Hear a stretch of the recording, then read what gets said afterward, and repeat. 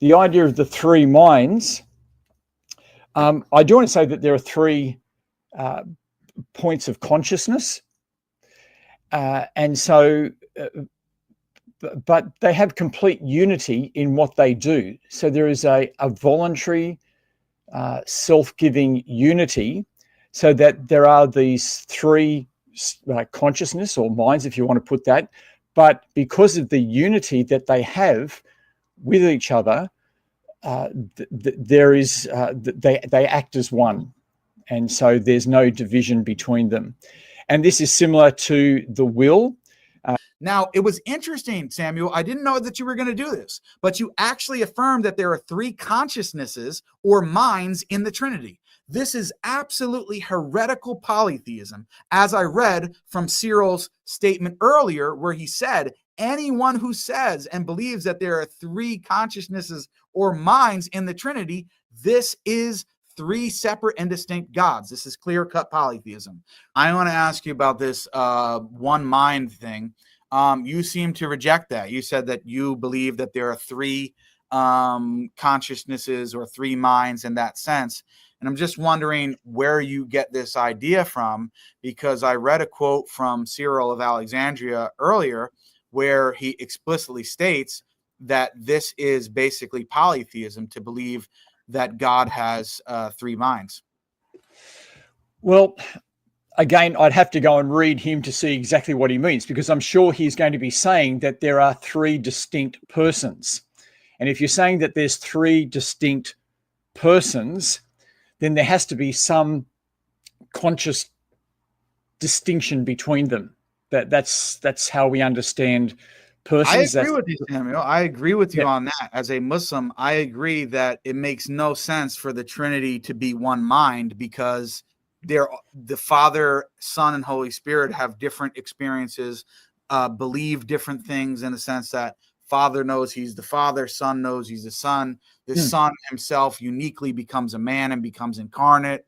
Obviously, the Father doesn't. So I fully agree with you that it makes no sense actually to say that there's only one, numerically one mind or one consciousness within the Trinity. However, I'm simply saying that that actually is the Orthodox, and when I say Orthodox, I mean with a lowercase o, that is the standard Orthodox teaching, and Cyril of Alexandria explicitly states this. I'll just read the quote one more time, and I'd be happy to provide the reference. He says, to attribute individual operations to each divine person is tantamount to saying that there are three separate and distinct gods. So he's saying if you attribute different operations, activities, or even thoughts and things of that nature, to attribute that results in there being three gods. So I agree with both of you.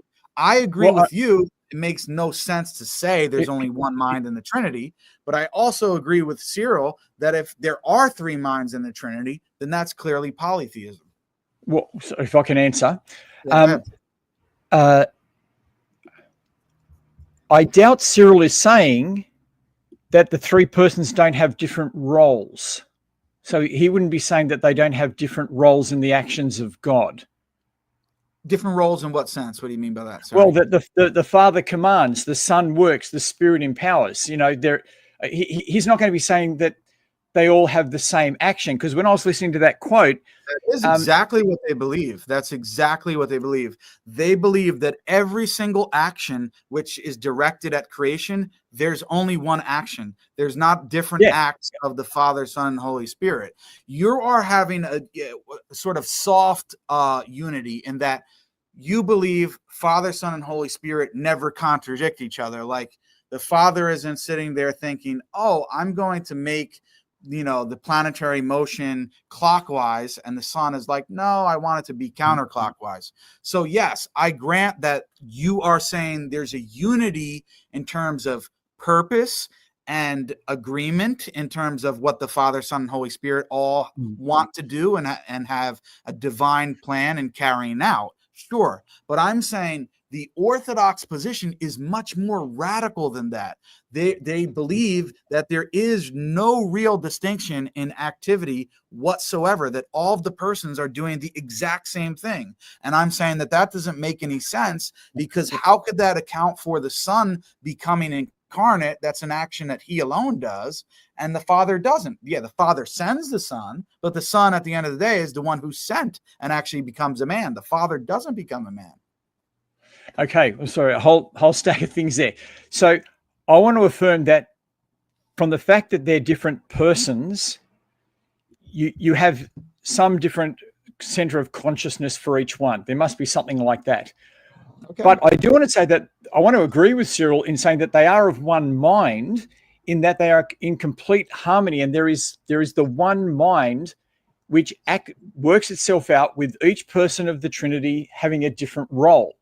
Mm-hmm. And so, again, I'd want to see Cyril, because and exactly what he means by this one mind, because if there is one mind in that, you say, we've come to one mind.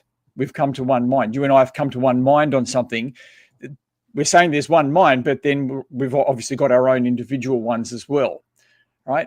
But what I'm saying is that there is that one agreed mind within God, and that the actions of God are from the Father through the Son by the Spirit, and each one has a unique role. Now, the third argument, which was related to there being one mind in the Trinity, I think, and I was surprised, Samuel actually agreed with me that he believes there can't only be one mind in the Trinity for some of the reasons that I provided. Now, I agree with him, but on the flip side, his position is just not a historical one. To say that there are three minds or three consciousnesses in the Trinity very, very clearly reeks of polytheism and tritheism, and that's why many of the church fathers who were Trinitarian, who put forward this doctrine, did not accept that there are three minds in the Trinity. So many Christians out there are not going to be happy with Samuel's explanation there, because they're going to say, well, this person is not actually representing Orthodox Trinitarianism. He's representing a heretical theology. And